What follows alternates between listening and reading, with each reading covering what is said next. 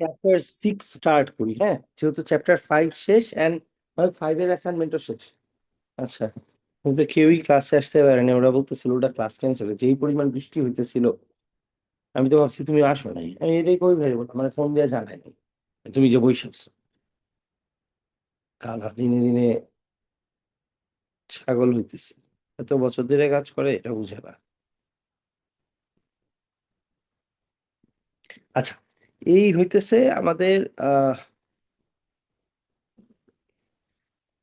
Chapter 5 এর last পর্যন্ত করে, এখন আমাদের চ্যাপ্টার 6 আজকে থেকে স্টার্ট।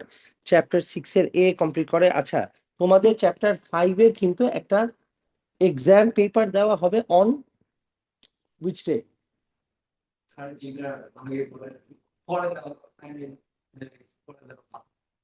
13-এ পরে? না না না না না, এই শনিবার, জাস্ট একটা প্র্যাকটিস পেপার, ঠিক আছে? এই শনিবার দিন থাকবে, এটা তোমরা যতটুকু পারো সলভ করো। টপিক 5 এর উপর, হ্যাঁ হ্যাঁ। বাট এইটার আবার একটা এক্সট্রা ক্লাসও আমি আবার একটা রিপিট নিব। এই ক্লাসটা একটা রিপিট ক্লাস নিব এক্সট্রা ইনশাআল্লাহ, which will be taken hopefully on Monday. মানডেতে সকালবেলা 1 ঘন্টা এক্সট্রা ক্লাস নিব। আমি আবার গ্রুপে কনফার্ম করবো, ঠিক আছে?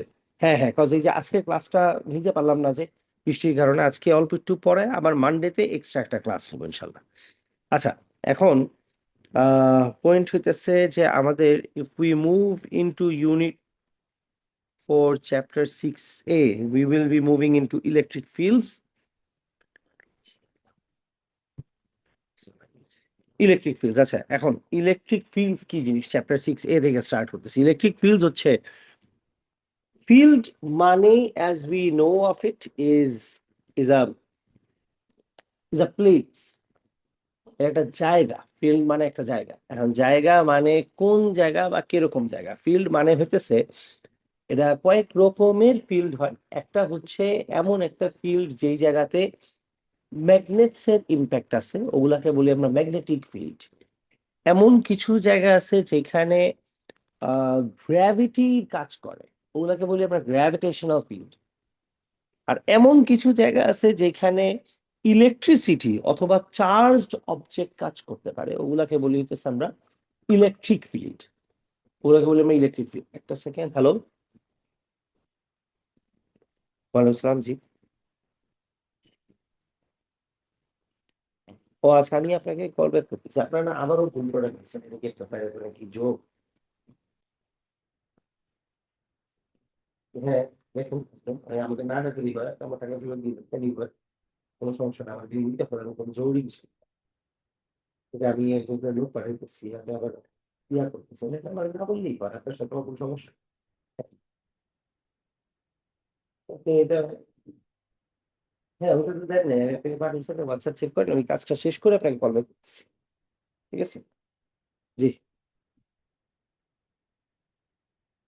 আচ্ছা, এই এখন তার মানে হইতেছে field is is a place, এমন একটা জায়গা যে জায়গাতে গ্র্যাভিটি যদি কাজ করে তাহলে গ্র্যাভিটেশনাল ফিল্ড, ইলেকট্রিসিটি যদি কাজ করে তাহলে ইলেকট্রিক ফিল্ড, আর ম্যাগনেট যদি কাজ করে তাহলে ম্যাগনেটিক ফিল্ড। এখন ইলেকট্রিসিটি কাজ করা মানে কি বুঝেন? ঠিক আছে, this is a completely separate chapter that has nothing to do with any of the previous or the next chapters. হ্যাঁ, এটা completely electric field and electrical components এর উপরে, ঠিক আছে? সো খেয়াল করেন, electric field is some place যেখানে electrically charged অবজেক্টের উপর ইম্প্যাক্ট পড়ে। তার মানে electric field is a place way if you keep the electrically charge objects, তাইলে কি হবে? এই চার্জ অবজেক্ট কোনো না কোনো একদিকে মুভ করবে, এটা অ্যাক্সিলারেট করবে, ঠিক আছে? তার মানে হইতেছে, ফর এক্সাম্পল, যদি আমরা এভাবে চিন্তা করি, একটা ইলেকট্রিক ফিল্ড আমরা কাকে বলতে পারি? একটা পজিটিভ ফিল্ড প্লেট আছে, নেগেটিভ ফিল্ড আছে, এই জায়গাতে যদি আমরা একটা ইলেকট্রনকে ছেড়ে দিই, the electron will move towards the positive plate. If we allow a positive charge over here, it will move towards the negative plate.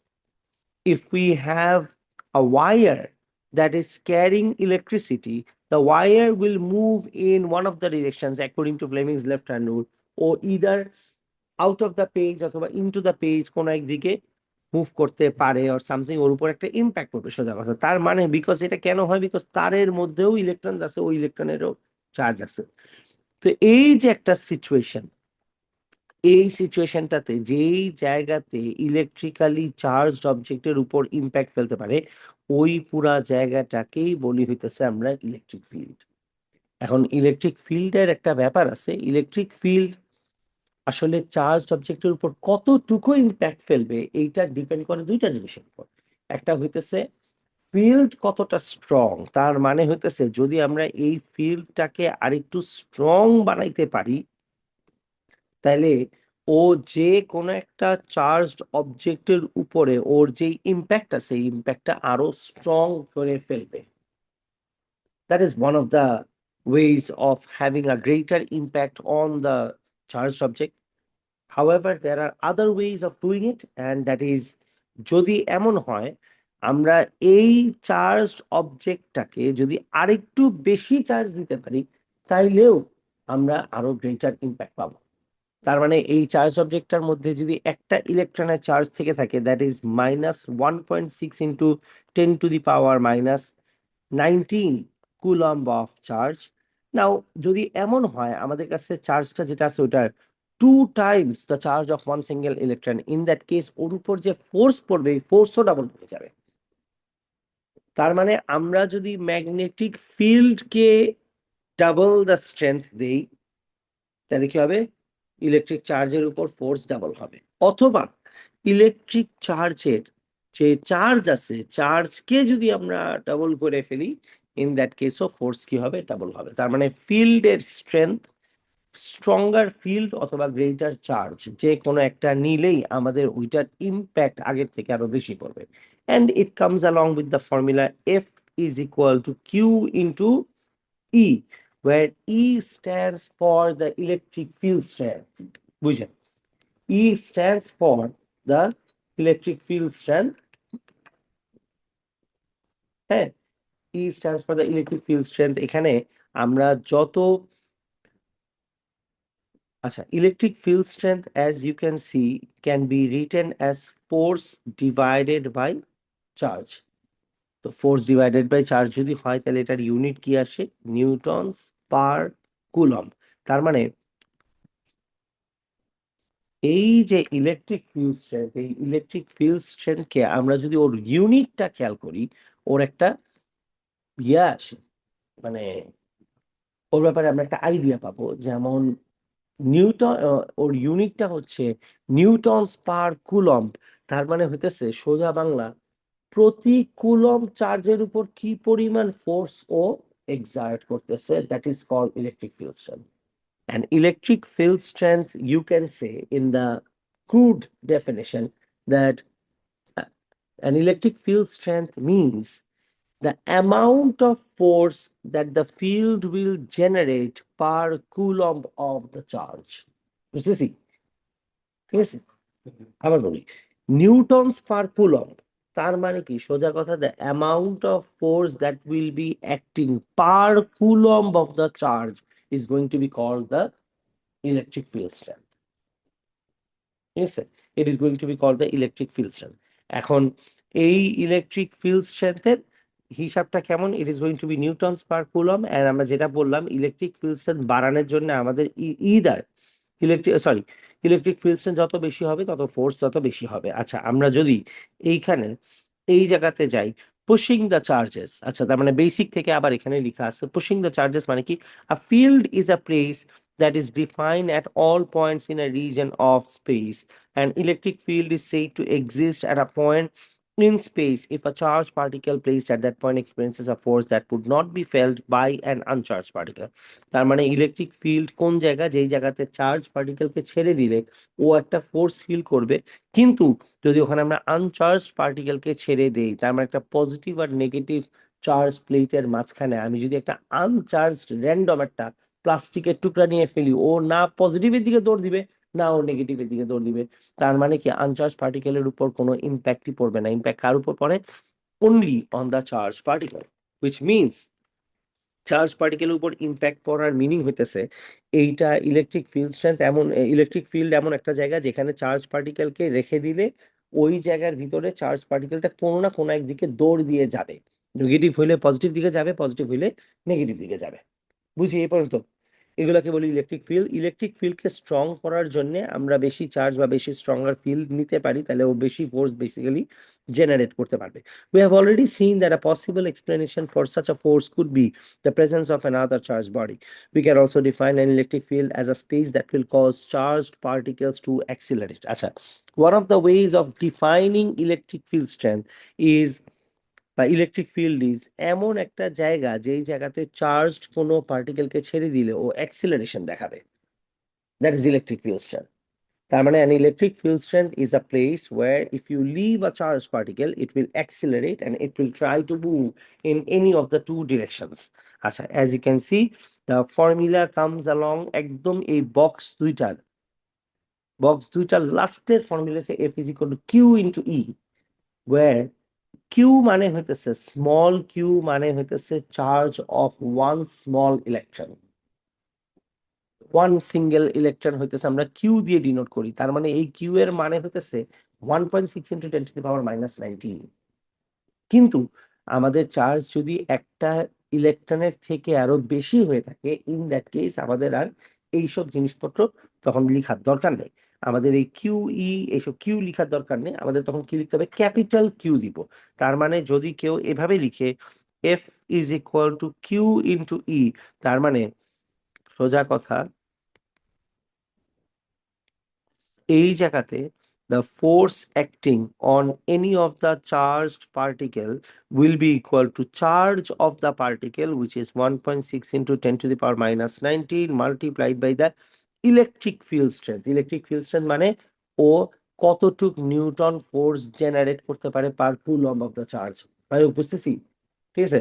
আচ্ছা, এভাবে করে আমরা force acting on the particle বের করতে পারবো। কিন্তু এই পার্টিকেলটা যদি একটা ইলেকট্রন না হয়ে অন্য কোনো চার্জ হয়, তখন আমাদের ফর্মুলা হয়ে যায় F is equal to Q into E. সোজা কথা সেমই থাকে, একটা ইলেকট্রন হইলে স্মল কিউ, আর অন্য কোনো অ্যামাউন্টের চার্জ থাকলে আমরা ক্যাপিটাল কিউ লিখবো। এই জায়গাতে গেলে amount of force acting, E is the letter used to show the electric field strength. It means how much force is going to act per coulomb of the charge when it is within a field. Obviously, the strength is going to act on the particle will depend on the that is going to act on the particle will depend on the voltage or the potential difference between the two plates. আচ্ছা, obviously দুইটা plate যে positive আর negative plate, এগুলা তো electric plate. তো এদেরকে আমরা যত voltage দিব ও চার্জ পার্টিকেলকে তত বেশি ফোর্স দিয়ে টান দিবে, তার মানে ওর ফিল্ড স্ট্রেংথ ততটাই বেশি হবে।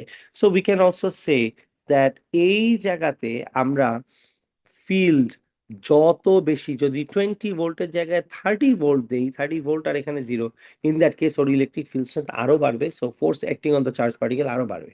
The amount of force acting on a charge particle is equal two Q into E, and the amount of force acting per charged particle is also equal to mass into acceleration. এইটা তো আজকে নতুন দেখলাম, আর এইটা তো সারা জীবনই ছিল।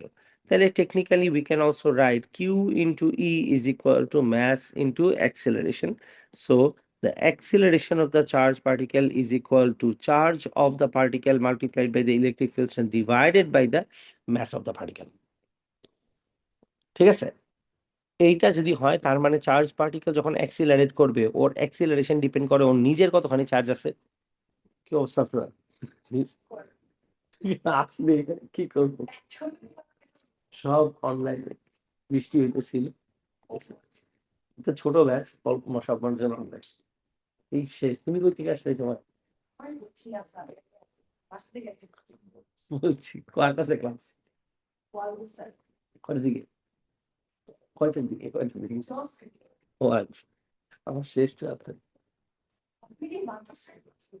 আমি খুব বেশিক্ষণ হয়নি শুরু করছি, আমি এই ক্লাস আবার রিপিট নিবো, আবার নেক্সট দিন আরেকবার নিবো। বুঝছো? পাগল হয়ে গেছে।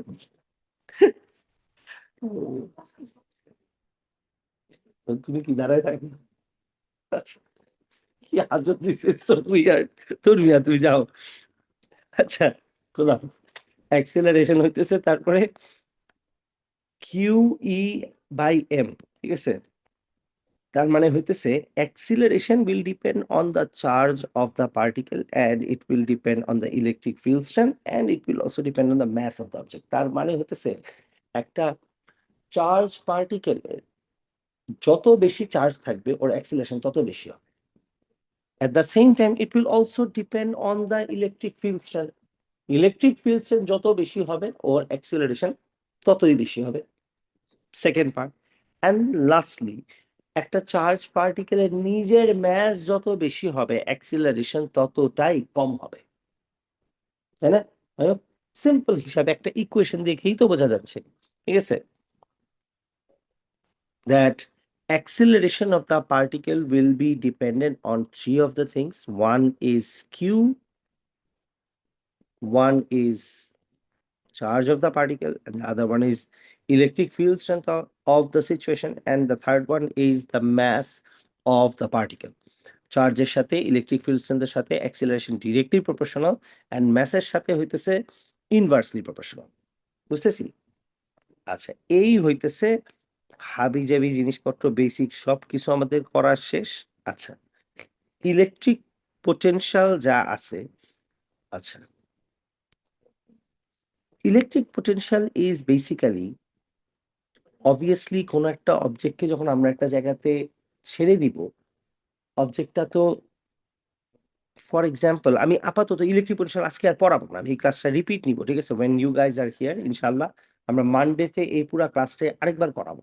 হ্যাঁ, বাট আমি আপাতত একটু বলে রাখি তোমাদেরকে, তখন ইনশাল্লাহ ডিটেইল পড়াবো। It's a very important chapter, try to B present in the class, ঠিক আছে। স্যাটারডেতে আমি আবারও বলে রাখি যে স্যাটারডেতে তোমাদের যে ক্লাস, ওই ক্লাসে 5A 5Bর একটা ওয়ার্কশিট দেওয়া হবে, কিন্তু এই ক্লাস, আজকের ক্লাস আর স্যাটারডে ক্লাস, এই দুইটা মিলে আমরা একটা এক্সট্রা ক্লাস নিবো। এগুলো ক্লাস আমি এক্সট্রা নেবো। স্যাটারডে যেহেতু ওয়ার্কশিট করাচ্ছি, আমি এই ক্লাসটা আরেকটা এক্সট্রা থিওরি ক্লাসও নিব ইনশাল্লাহ। আমরা মানডেতে একবারে চেষ্টা করবো 2 ঘন্টার ক্লাস করে ফেলার। মানডেতে আমরা 1 ঘন্টা আগে শুরু করবো অ্যান্ড রেগুলার টাইমে শেষ করবো। তার মানে আমাদের মানডে ক্লাস শুরু হবে 10:30 থেকে, ঠিক আছে। 10:30 থেকে আমরা 12:30 পর্যন্ত বা 12:15 পর্যন্ত ক্লাস করবো, তাইলেই হবে ইনশাল্লাহ। আমরা সবকিছু কভার করে ফেলবো ওই দিন, কারণ ক্লাস নিতে পারিনি লাস্ট দিনও তোমরা অ্যাবসেন্ট ছিলা, আজকে বৃষ্টির জন্য সবাই অ্যাবসেন্ট।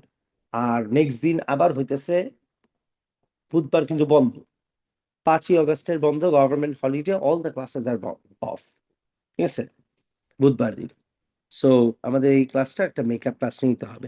আচ্ছা, এনিওয়েজ, পয়েন্ট হইতেছে এখানে যখন কোন একটা পার্টিকেলকে আমরা ছেড়ে দিব, এই পার্টিকেল একটা স্ট্রেংথ ফিল করবে। কেন স্ট্রেংথ ফিল করবে? বিকজ ও যখন দৌড় দিয়ে যাবে, it's going to move with some kinetic energy, তাই না? The kinetic energy does not come into the object all of a sudden. তার মানে কি, সোজা কথা, এই অবজেক্টটা যখন এখানে ছিল তখন ওর মধ্যে একটা কি আছে, পোটেনশিয়াল এনার্জি আছে। ওই পোটেনশিয়াল এনার্জিটাই কি হবে, আমরা যদি ছেড়ে দেই, ও ঠাস করে দৌড় দিয়ে আরেক দিকে যাবে। এখন তুমি বলতেই পারো যে যদি ইলেকট্রনটা দৌড় দিয়ে পজিটিভ প্লেটের দিকে যায়, ইন দ্যাট কেস কি হবে, ও যত পজিটিভের দিকে যাবে তত কাইনেটিক এনার্জি গেইন করবে। কাইনেটিক এনার্জি ও কোথেকে গেইন করলো, ও যখন ওই জায়গাতে ছিল তখন ওর মধ্যে কি আছে, ধরলাম আমরা এই পজিশনটার নাম দিলাম হচ্ছে পজিশন ওয়াই। ও যখন ওয়াইতে ছিল তখন ইলেকট্রনটার মধ্যে কি ছিল, একটা এনার্জি ছিল না? নাইলে ওর মধ্যে কাইনেটিক এনার্জি আসলো কই থেকে? সোজা কথা, একটা ইলেকট্রন ওই জায়গাতে থাকা অবস্থায় ওর মধ্যে যেই এনার্জিটা কাজ করে, ঠিক আছে, that is obviously electric field থেকে আসতেছে। ফিল্ড আর চার্জের মধ্যে ইন্টারাকশন হয়ে it is having some energy. তার মানে বুঝছেন, ও যখন ওয়াইতে আছে ওর মধ্যে একটা এনার্জি আছে যেটা আমরা ছেড়ে দিলে ও কাইনেটিক এনার্জিতে কনভার্ট করবে। The energy that the object has at this position is called the potential energy. It is called the potential energy, and this potential is given with, এটাকে আমরা বলি হইতেছে, এই জায়গাটাকে আমরা বলি একটা, ওর মধ্যে একটা ইলেকট্রিক পোটেনশিয়াল আছে, and given with the formula energy divided by charge। তার মানে joules, how much amount of joules per acting, joules is acting per coulomb of the charge। তার মানে এই জায়গাতে বুঝেন, এই যে পজিশনের নাম দিলাম ওয়াই, ওয়াইতে ইলেকট্রনটা থাকলে ওর মধ্যে কি পরিমাণ এনার্জি কাজ করতেছে per coulomb of the charge, ওইটাকেই বলি হইতেছে আমরা পোটেনশিয়াল। বুঝতেছি? আবার বলতেছি, amount of force acting per unit charge is called the electric field strength. কিন্তু ওই জায়গাতে ওর মধ্যে ফোর্স যদি কাজ করে ও তো একটা ডিস্টেন্সও মুভ করবে, সো একটা ওয়ার্ক ডান হবে। Amount of energy acting per coulomb of the charge will be called the potential. বুঝতেছি? আবার বলি, খেয়াল করেন, মন দিয়ে দুইটা লাইন শুনেন। The amount of force acting per coulomb is the electric field strength, কিন্তু amount of energy acting per coulomb is called the potential. বুঝতেছি?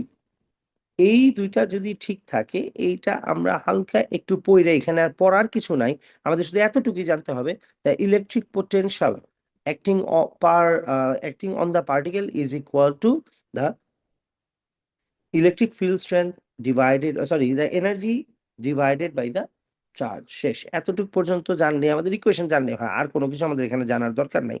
হাউএভার, আমরা এখান থেকে শুরু করি, ইউনিফর্ম ফিল্ড থেকে শুরু করে অনওয়ার্ডস ইনশাল্লাহ নেক্সট ক্লাসে পড়বো। আমি আবারও বলতেছি, খেয়াল করেন, আপনাদের ওয়েডনেসডেতে কোনো ক্লাস নেই, বিকজ আমাদের সেন্টার ক্লোজড, বিকজ অফ 5ই অগস্ট। ওয়েডনেসডেতে সব ক্লাস বন্ধ, পুরো সেন্টারই ক্লোজ থাকবে হোপফুলি। ঠিক আছে, except for few of the candidates who are taking Mox. ঠিক আছে, যারা এসে পার্সোনালি মক দিয়ে যাবে। এছাড়া ওয়েডনেসডেতে সব ক্লাসেস বন্ধ। তোমাদের স্যাটারডে যে ক্লাস হবে, ওই ক্লাসে 5A 5P ওয়ার্কশিট দেওয়া হবে, কিন্তু এই ওয়েডনেসডে না, আজকের ক্লাসটা আর স্যাটারডে ক্লাসটা মেক আপ করা হবে মানডেতে 1 ঘন্টা আগে ক্লাস শুরু করে। ঠিক আছে, ইনশাল্লাহ। তারপরে এই এক্সট্রা ক্লাসের জিনিসটা আমি আরেকবার গ্রুপে কনফার্ম করবো by talking to the others. ঠিক আছে, টিল দেন স্টে গুড, ইনশাল্লাহ দেখা হবে আপনাদের সাথে। স্যার, খোদা হাফেজ।